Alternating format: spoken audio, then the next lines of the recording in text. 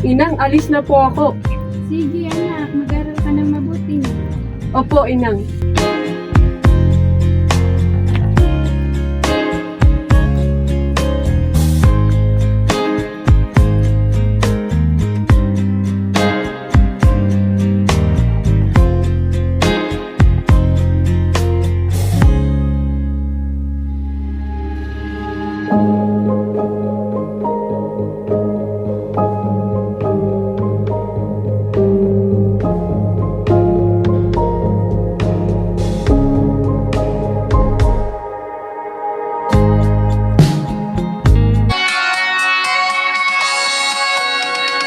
Nabatas na minsan sinparadaan di lugar. Yan nadak malinglingan sa narupa.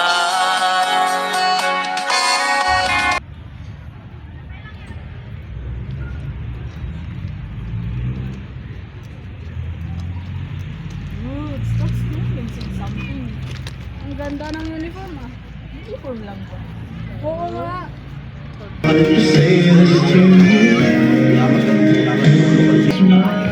Alam mo, what if paglapitin natin yung dalawa? Ha? Sinong dalawa? Alam mo na, sina Nina at Josh. Ay, sila Nina. Alam mo, bagay sila pag... Ay, oo nga, no? Oo. Kailan kaya?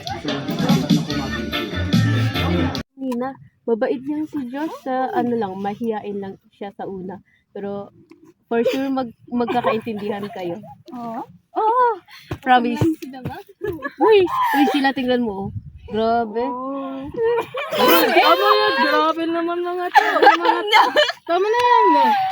Babe, lagyan mo naman to ng kanin. Uy, taga.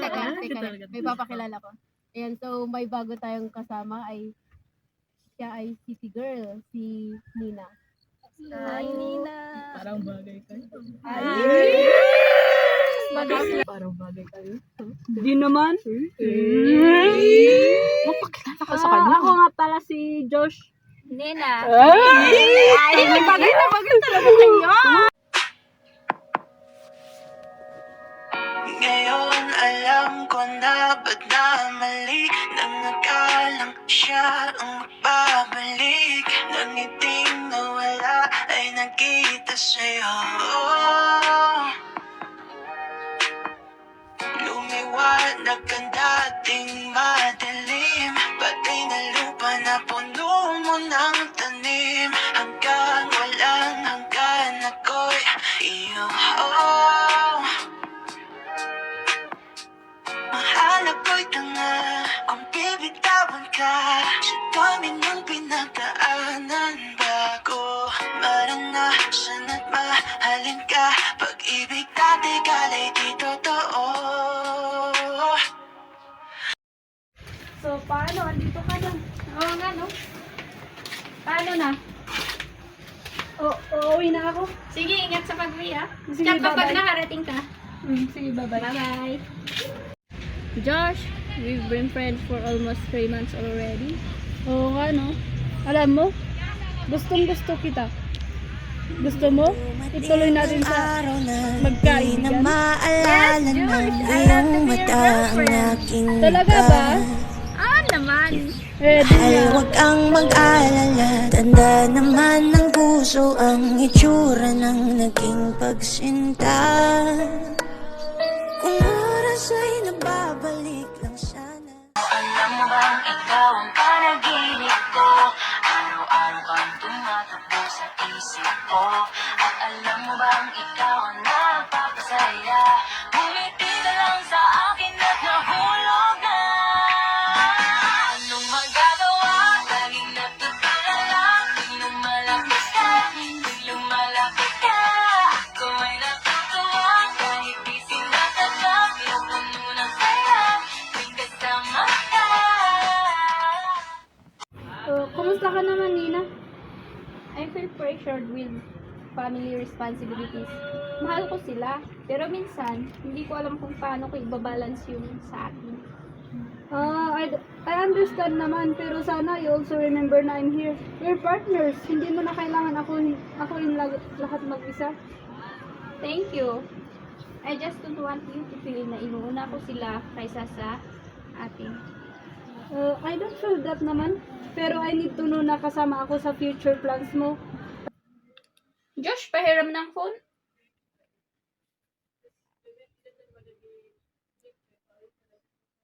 Ano to?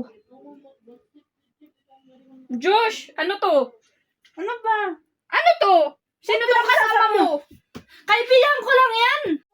Long time no see. Kamusta ka na? Okay lang, ito, pogi pa rin. Ikaw na, kumusta ka na? Okay lang naman. Dito lang sa probinsya, nagsasaka at nagtatanim ng mga gulay. Ikaw, may girlfriend ka na? Wala pa. Ikaw, may boyfriend ka na ba? Sino namang magliligaw sa akin dito sa bukid, no? Ay, madami naman dyan ah. Pero teka, nung maliit pa tayo, ang itim-itim mo ah. Ay, ikaw din! Ngayon, ang puti-puti mo na ah. Hindi naman. May kaibigan ka palang babae? Sige, magsama na lang kayo. Nina naman! Oy, bakit ba? Huwag ka pumanil! Ay! Ay! Anong nangyari sa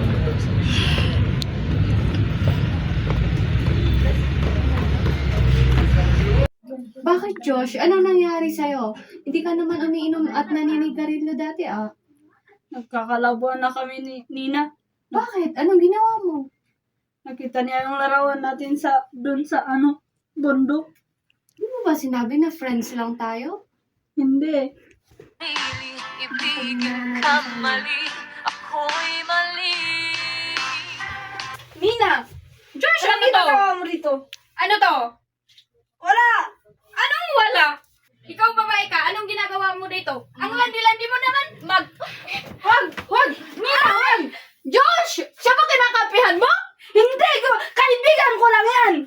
Kaibigan? Kaibigan na ano? Sino ba, Josh? Sino ba pipili mo? Ako o siya? Ano? Ano bang magmahal? Palagi bang masasaktan? Umiiyak na lang palagi. Gusto ko nang lumisan. Paano bang magmahal? Kailangan bang nasasaktan? Pasensya ka na, Nina, nga sa nakita mo nung pumunta ka sa boarding ni Josh. Alam mo kasi yung time na yun, tumawag sa akin yung mama niya. Sabi niya na napapabayaan na daw ni Josh yung pag-aaral niya.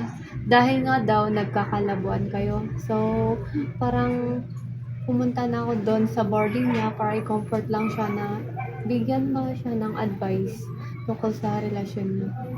Ay, ganun pala. Sorry ha. Hindi ko sinasadya. Nabigla lang ako sa nakita ko.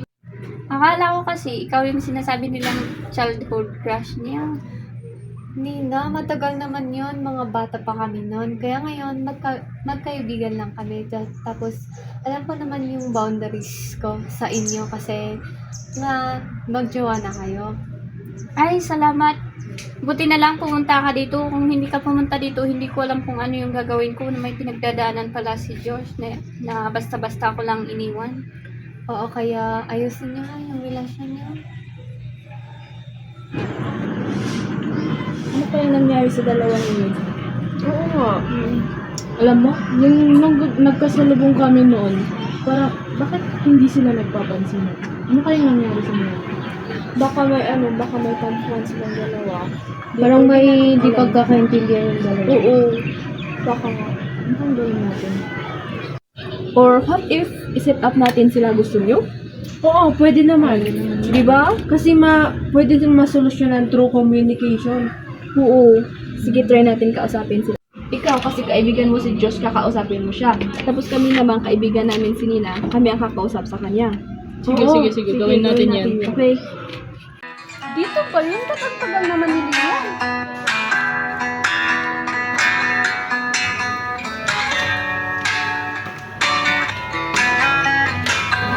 Ba't ang tagal-tagal naman nila yan? Asan na ba yun?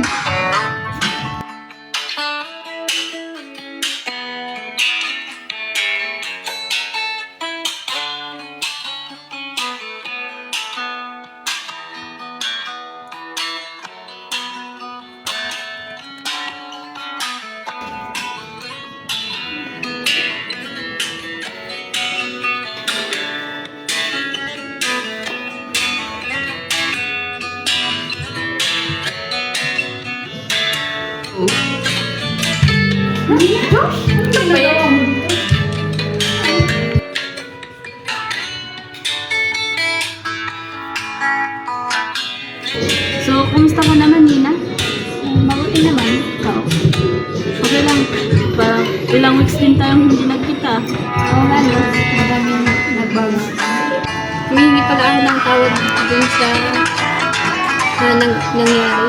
Nabigla lang kasi ako. Wala ka kasing sinasabi na may kaibigan ka. Okay lang yan, kasalanan ko rin ba? Kasalanan ko rin naman. Pero may ba? May chance pa na maayos pa natin ba? Pwede naman. But for now, kailangan natin i-balance ang ating relationship at ang ating studies para din sa ating kinabukasan. Yeah. Simula ngayon, hindi na maulit yung nangyari noon para hindi na tayo magkagulo. Okay lang yun, kasalanan ko rin din naman.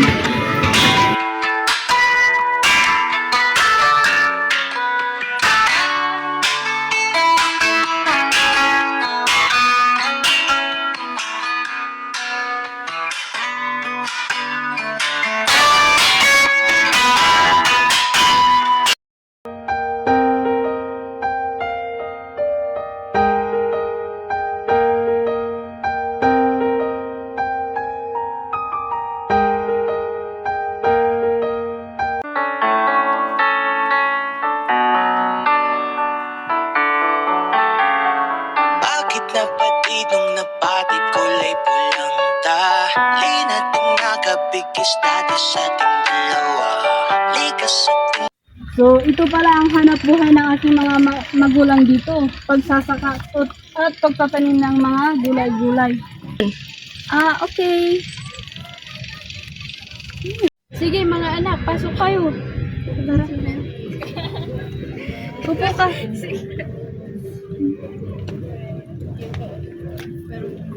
Sige, upo ka dyan, anak. It all starts with a glance, a fleeting moment of pre-interaction awareness, then the initiation, the first hello of Nina and Josh. Exploration, finding common ground, sharing a little more. Nina and Josh started a short conversation. Intensification, spending more time together, taking risks, defining the relationship. Nina and Josh has time for each other. They became boyfriends and girlfriends. Intimacy, trust, commitment, a deep connection. Nina and Josh starts dating each other. But relationships aren't always smooth sailing. Turmoil and stagnation can creep in. Nina and Josh finds themselves fighting or having conflicts in small things. The intensification, emotional distance, questioning the future, then individualization, focusing on I instead of we. Nina questions her future with Josh. Separation, the intentional end. Nina and Josh tries to end their relationship.